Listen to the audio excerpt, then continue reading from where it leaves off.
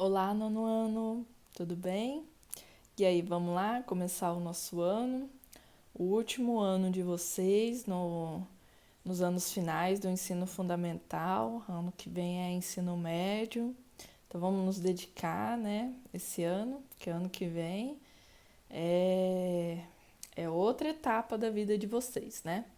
Bom, a gente vai dar início esse ano com as atividades diagnósticas, que elas têm por objetivo, não são objetivos de nota, são objetivos da gente ter uma dimensão relacionado à aprendizagem de vocês do ano passado. Então, as atividades diagnósticas, elas têm relação com o conteúdo do ano passado. Então, tá bem tranquilo, é só fazer uma boa leitura, que é bem tranquilo de respondê-las. São todas perguntas contextualizadas. Vamos lá, eu vou fazer um apanhado geral aqui sobre elas e caso vocês tenham alguma dúvida na hora de respondê-las, vocês podem colocar lá nos comentários da aula, da pauta da aula lá no Facebook, que quando estiver no nosso horário de aula eu vou estar respondendo, orientando, ok? Vou fazer uma organização aqui para conseguir mostrar as atividades. Eu vou ficar aqui no canto explicando para vocês. Bom, atividade 1. A gente tem um texto, um pequeno texto falando sobre a questão do fluxo migratório, principalmente daquele fluxo migratório de refugiados, né? Da saída de pessoas de muitas regiões ou países da África em busca de um lugar mais tranquilo de viver, principalmente na Europa. Então, o texto ele ressalta que esse fluxo migratório ele não tem que ser proibido, mas sim organizado. Se bem organizado, ele é possível, né? Então, a partir da leitura do texto, vocês têm a questão 1, que diz: considerando o trecho acima e o fluxo migratório, é possível afirmar que. Então, se atentem a essas alternativas que, às vezes, tem alguma alternativa que você pensa, nossa, parece estar certa essa alternativa. Mas, quando você tiver essa sensação, pense, ela tem alguma relação com o texto que eu acabei de ler? Qualquer coisa, releia o texto para ter certeza, ok? Vamos lá para a questão 2. Na questão 2, ela vai trazer dados da América Latina. Nesse texto, esse texto ele ressalta a questão de entre 2002 e 2014, houve um processo de redução da pobreza e da pobreza extrema de regiões da América Latina. Isso se deu por conta de ter se tornado uma pauta dos governos ali vigentes, de estarem tratando isso num contexto político, né? De como está organizando isso, erradicando a questão da fome, outros quesitos aí que contribuem para esses números de pobreza e de pobreza extrema. Então aqui tem um gráfico que a gente pode ter informações disso. Então esse gráfico está organizado aqui, esses números em milhões de pessoas. Aqui a gente tem os anos e vamos ver aqui quando a gente percebe o que está em cinza mais claro, a gente vai ver que é em situação de pobreza.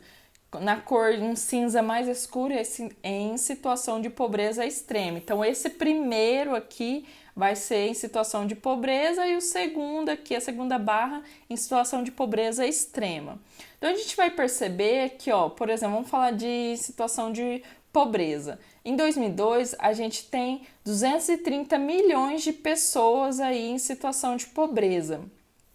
Se a gente for comparar em 2014, isso diminui para 164. A mesma coisa aqui na situação de pobreza extrema. De 62 desce para 46 milhões de pessoas. Só que esses dados, eu destaquei isso porque aqui no texto está destacando de 2002 e 2014. mas só assim um comentário que a gente vai perceber que aqui diminui, mas a partir de 2014 os dados eles acabam aumentando, né? Isso. Aí vamos ver aqui a questão. Considerando o tema pobreza abordado no texto e no gráfico, podemos afirmar que... Então, considerando aí esses dados analisados, vocês vão ler as alternativas para poder ver a que está mais próxima aí, a que está correta, não mais próxima a estar correta, a que está correta, né? Dentro do contexto. A questão 3, a gente tem a pirâmide etária, né? Que é muito interessante de entender. A pirâmide etária, para quem nunca entendeu como que é organizado, como entender isso aqui, ela é organizada da seguinte forma. Nessa parte, nesse lado de cá, que aqui na cor tá vermelho, tanto aqui como aqui, está relacionado, está trazendo dados da população masculina. Já o outro lado está trazendo dados da população feminina, das mulheres, né? Homens, mulheres. Aqui a gente tem uma pirâmide etária da Europa de 2010 e aqui da África de 2010. Na base da pirâmide etária, a gente tem a população quando nasce. Aqui na verdade, a taxa de natalidade aqui no caso do continente. E assim por diante, aqui tem os anos de idade. Vocês vão vendo, aqui começa de 0 anos na base dela até o topo dela, aqui 80, 90, 100, mais de 100 anos. Então, assim que é organizado. Quando a gente vê esse tipo de pirâmide etária, a gente pode perceber que a taxa de natalidade dela não é alta, né? Não tem uma baixa taxa de natalidade. Já ao contrário daqui. Então, aqui a população adulta, a gente tem um número e isso vai, né, diminuindo aqui na população já de idade idosa. E aqui também nisso.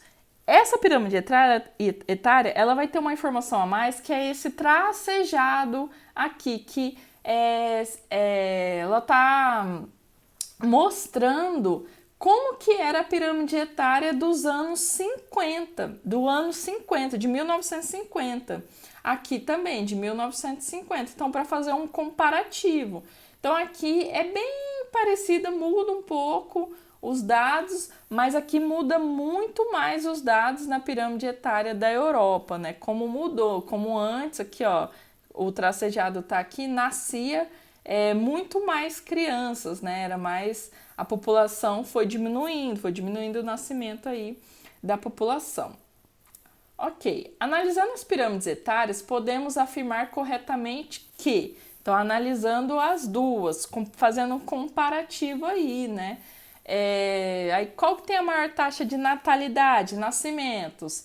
É claro que é aqui da África, né? Que a base é muito maior. Quando a gente percebe esse tipo de pirâmide aqui, como da África, que o topo é muito menor, é que significa que como que nasce mais pessoas e aqui no fim chega poucas pessoas? É que não tem,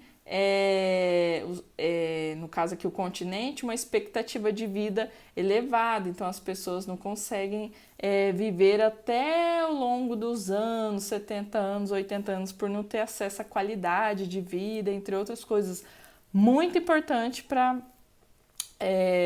viver até a fase idosa. 4. A questão 4 traz a África como uma discussão muito importante. Aliás, não a África, a China. É a China e a África, né? Numa discussão muito importante, mas em foco na China, porque a China ela passa por uma problemática muito grande, principalmente na produção de alimentos, por conta do seu território, de não ter lugares espaço tão satisfatórios na produção de alimentos. Às vezes algum lugar como no norte não há regiões de desertificação, que estão passando por processo de desertificação, regiões que não têm acesso à água, e aonde tem lugares que têm acesso à água não tem tanta facilidade de fazer a produção. Então a China está fazendo um movimento de comprar terras em países não desenvolvidos. Para quê? Para que com isso ela consiga desenvolver essas atividades que ela não está conseguindo desenvolver no seu próprio território. Então ela compra terras. E aí isso traz uma problemática social muito grande lá nesses países não tão desenvolvidos, porque pessoas acabam sendo expropriadas da sua terra que vivia, porque o que facilita isso, tanto na América Latina como na África, a China fazer esse tipo de movimento, é que muitas terras ainda são estatais. Então isso facilita a China comprar essas terras, às vezes por preços menores, né? E aí acaba trazendo toda uma problemática local ali. Então, ao ler esse texto, vocês vão perceber isso, né? E a pergunta: a política internacional de compra de terras por parte da China Aí, a partir da leitura desse texto, da interpretação, vocês vão ler as alternativas e ver qual está coerente relacionado ao contexto aí que é trazido em relação a esse texto, ok? Faça uma boa atividade e é isso. Até mais, pessoal!